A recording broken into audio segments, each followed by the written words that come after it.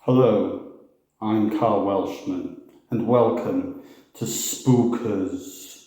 Scary stories for people who like a scary story. This one is called Blisters and Other Dilemmas. Blisters, eh? Not nice at the best of times, but can you imagine getting a blister on your knuckle that becomes sentient? Gary Stalker sat in a cafe eating a curry with his wife.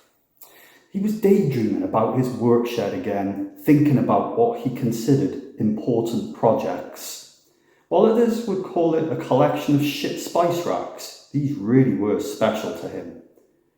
If you don't have somewhere sturdy and ethical to keep your spices, then you're on a downward spiral, a slippery slope.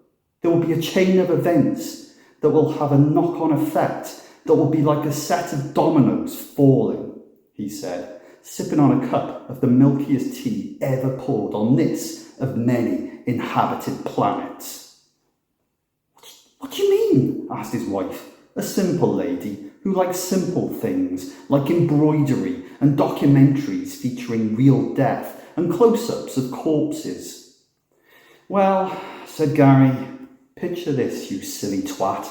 It's a hot day, you're in the kitchen, and you're preparing to make a nice curry. Something like a jalfrezi, or a Rogan Josh, or a boona. And you're looking for your spices. You've got them all willy-nilly, higgledy-piggledy chucked in a random cupboard in the kitchen, and you're scrambling about, pushing things around, trying to find the turmeric, when you notice your frying pan has now caught fire because you took too long searching for spices and you took your eye off the game.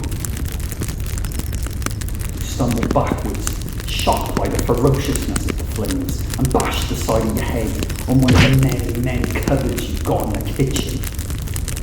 It wasn't hard enough to draw blood, but it's made you pass a little gas. You grab the pan and hurl it out through the window, setting your entire back garden alight, killing all the wildlife. Your garden now resembles a post-apocalyptic world, which soon becomes inhabited by mutants, as well as a few cyborgs. Every time you attempt to go into the garden, you're immediately frisked and brought up in front of the president of the new world and threatened with torture and execution. Gary had sweat dripping down his face, his eyes bulging, this fucking tea all over the table, and his wife is just thinking about masturbating. Is it worth it? Was not being able to get the fucking turmeric worth it?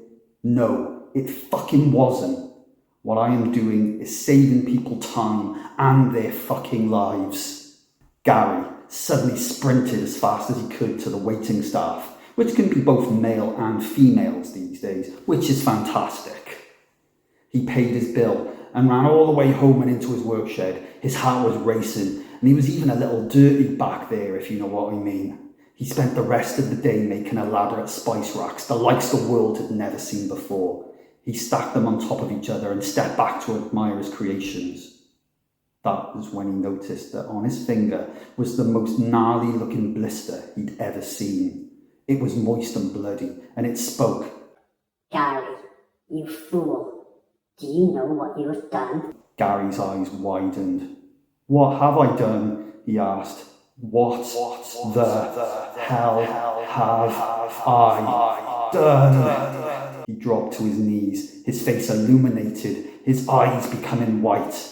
The 10 spice racks he had made fell from the table and aligned perfectly, creating a stargate. A massive alien come in and fucked the living daylights out of Gary, who was blind now and didn't have a fucking clue what was happening to him.